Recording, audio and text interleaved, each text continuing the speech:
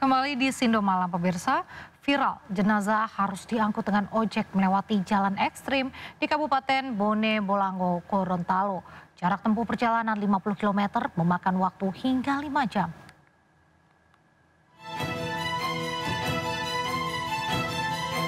Warga membawa jenazah yang baru meninggal dari rumah sakit Toto ke rumahnya yang berada di desa Tilong Gila, Kecamatan Pinogu, Kabupaten Bone Bolango, Gorontalo.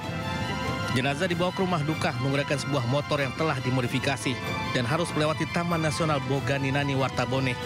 Perjalanan memakan waktu paling cepat 5 jam dan berjarak kurang lebih 40 km dengan kondisi jalan ekstrim.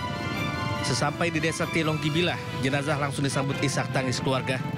Bahkan untuk menurunkan jenazah pun, sejumlah kerabatnya harus membuka beberapa ikatan tali. Pihak pemerintah desa menyarankan agar jenazah dikebumikan di wilayah terdekat. Namun keluarga memaksa untuk membawa pulang jenazah ke kampung halaman.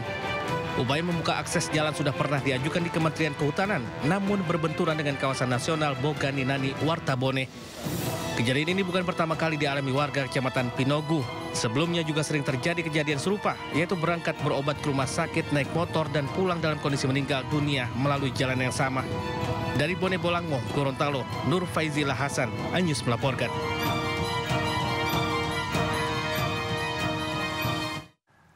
Gejolak perlawanan terhadap Bupati Pati Sudewo terus bergulir. Kali ini ratusan warga Pati menggeruduk kantor pos Pati untuk mengirimkan surat ke KPK. Surat berisi desakan penetapan Sudewo sebagai tersangka. Kantor pos Pati Jawa Tengah dipenuhi ratusan warga Pati.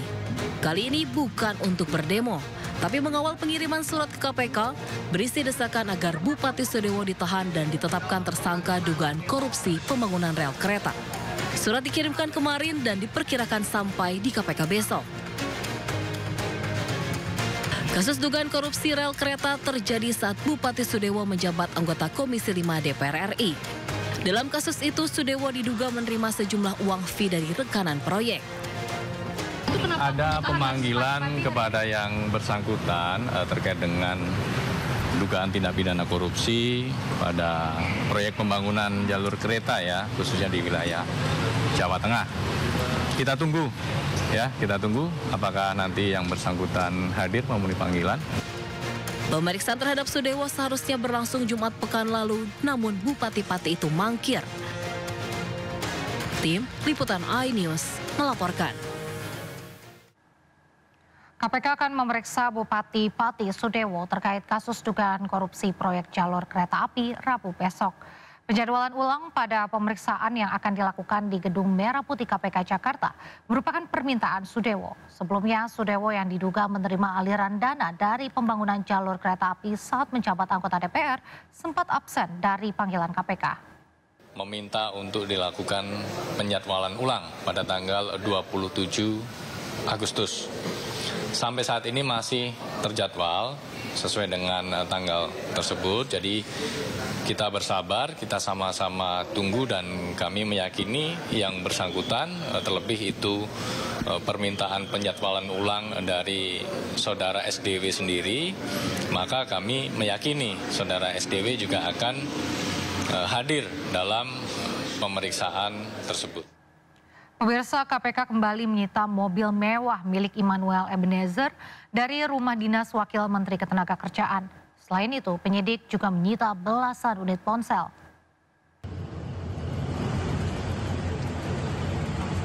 Penyidik Komisi Pemberantasan Korupsi kembali menggeledah rumah dinas mantan Wamenaker Immanuel Ebenezer.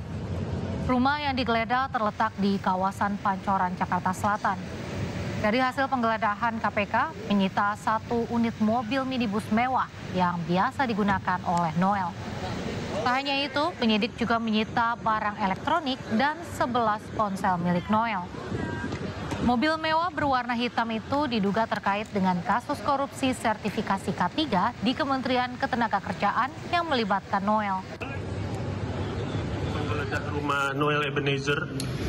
Benar, jadi pasca dilakukan kegiatan tangkap tangan pada pekan kemarin, penyidik kemudian bergerak cepat untuk melakukan penggeledahan di beberapa titik lokasi.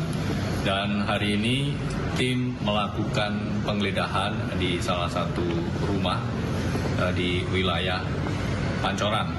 ya, yaitu rumah saudara IHG. Ya. Itu rumah Dari dinas? penggeledahan itu, tim mengamankan sejumlah barang bukti elektronik dan juga aset dalam bentuk kendaraan bermotor roda 4. Dan hari ini juga langsung dibawa oleh penyidik ke K4. Mas, barang elektroniknya kalau boleh tahu apa, Mas? Di antaranya handphone. Jadi ada 4 unit handphone yang diamankan oleh penyidik. Kalau boleh tahu? Itu milik IHG, Mas? Diduga, jadi nanti kita akan buka tentunya isinya. Mas, kabarnya ponsel yang ditemukan itu disembunyikan di salah satu ruangan atau plafon dari rumah tersebut. Apa benar, Mas? Ya, penyidik menemukan 4 handphone di plafon rumah yang bersangkutan. Nanti kami akan... KPK merespon mantan Wakil Menteri Ketenagakerjaan Immanuel Ebenezer yang meminta pengampunan atau amnesti kepada Presiden Prabowo Subianto usai ditetapkan sebagai tersangka terkait pemerasan sertifikasi K3.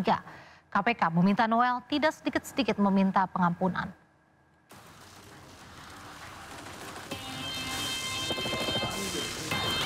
Komisi Pemberantasan Korupsi meminta kepada mantan Wakil Menteri Ketenagakerjaan Immanuel Ebenezer untuk tidak meminta amnesti kepada Presiden Prabowo Subianto. Juru bicara KPK, Budi Prasetyo, tidak memungkiri pemberian amnesti merupakan hak prerogatif Presiden, namun ia meminta kepada Noel untuk tetap mengikuti proses penyidikan terlebih dahulu.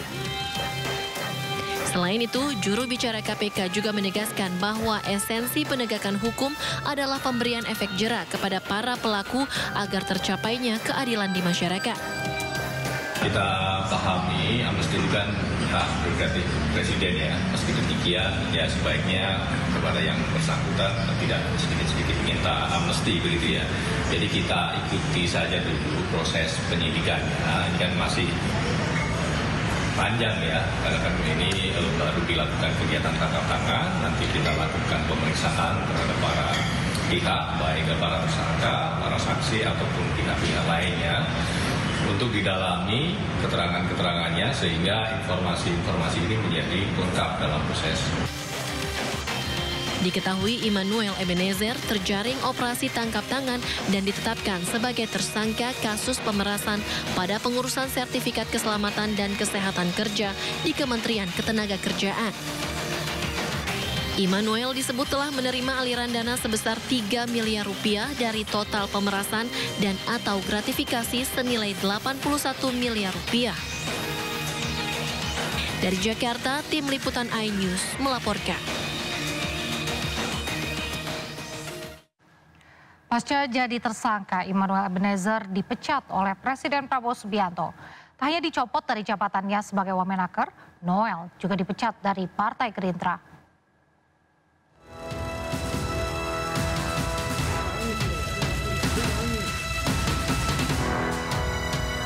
Buntut kasus korupsi yang menjerat Immanuel Ebenezer, Presiden Prabowo Subianto memecat Noel dari jabatannya sebagai Wakil Menteri Ketenagakerjaan. Pemecatan itu dilakukan Prabowo usai KPK menetapkan Noel sebagai tersangka kasus korupsi dan pemerasan pengurusan sertifikat K3 di Kementerian Ketenagakerjaan.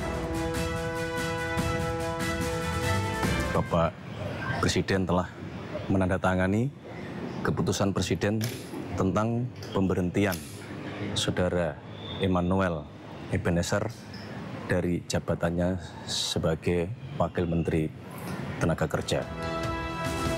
Tak hanya dipecat dari jabatannya sebagai Wakil Menteri, Noel juga dipecat dari Partai Gerindra. Sekjen Partai Gerindra Sugiono memastikan akan segera mencabut kartu tanda anggota Gerindra milik Noel karena status hukum Noel sebagai tersangka kasus korupsi. Tim Liputan iNews melaporkan.